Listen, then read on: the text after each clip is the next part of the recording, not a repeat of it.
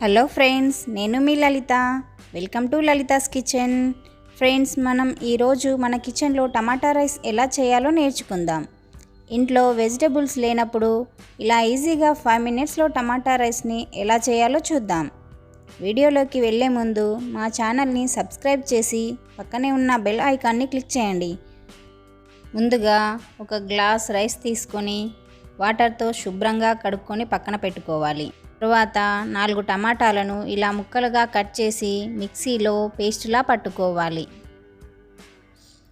ఇప్పుడు stove on చేసి cooker పెట్టుకొని 2 టేబుల్ స్పూన్ల ఆయిల్ వేసుకోవాలి.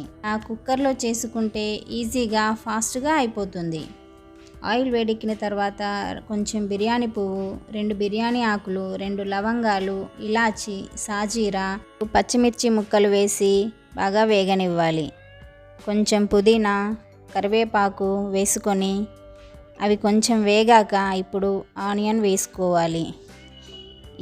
ఇప్పుడు 1 టీ స్పూన్ అల్లం వెల్లుల్లి పేస్ట్ వేసుకొని ఇది పచ్చివాసన పోయే వరకు బాగా వేయించుకోవాలి. ఇప్పుడు కొంచెం పసుపు వేసి బాగా కలుపుకోవాలి. ఆ తర్వాత మనం ముందుగా రెడీ చేసి పెట్టుకున్న టమాటా పేస్ట్ని ఇందులో వేసుకొని బాగా మిక్స్ చేయాలి.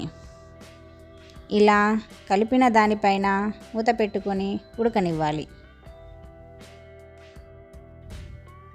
టమాటా క్యూరీ బాగా వేగిన తర్వాత 1/2 కప్పు పెరుగు యాడ్ చేసుకొని ఇప్పుడు దీన్ని బాగా కలుపుకోవాలి. ఇప్పుడు 2 టీ స్పూన్ల కారం, రుచికి సరిపడా సాల్ట్ వేసుకోవాలి. ఇప్పుడు మనం ముందుగానే నానబెట్టుకున్న రైస్ని ఇందులో వేసుకోవాలి. దీనిని బాగా కలపాలి. 1 గ్లాస్ రైస్కి 1 గ్లాస్ వాటర్ పోసుకోవాలి. ఇలా 1 గ్లాస్ రైస్కి 1 గ్లాస్ వాటర్ పోయడం వల్ల రైస్ బాగా మెత్తగా కాకుండా పుల్లలు పుల్లలుగా వస్తుంది. తరువాత 1 టీ స్పూన్ గరం మసాలా, చిన్నగా తరిగి పెట్టుకున్న కొంచెం కొత్తిమీర వేసుకొని మూత పెట్టుకోవాలి. కుక్కర్ 1 విజిల్ వచ్చిన తర్వాత స్టవ్ ఆఫ్ చేసి కుక్కర్లోని ప్రెషర్ పోయే వరకు ఒక 5 మినిట్స్ ఆగి అప్పుడు సర్వ్ చేసుకోవాలి. అంతే ఫ్రెండ్స్, రుచికరమైన టమాటా రైస్ రెడీ. ఈ వీడియో కనుక మీకు నచ్చినట్లయితే లైక్ చేయండి, మీ ఫ్రెండ్స్ తోటి షేర్ చేయండి. ఇలాంటి మరిన్ని కుకింగ్ వీడియోస్ కోసం మా ఛానల్ని సబ్స్క్రైబ్ చేయండి. పక్కనే ఉన్న బెల్ ఐకాన్ని క్లిక్ చేయడం మర్చిపోకండి. Thanks for watching.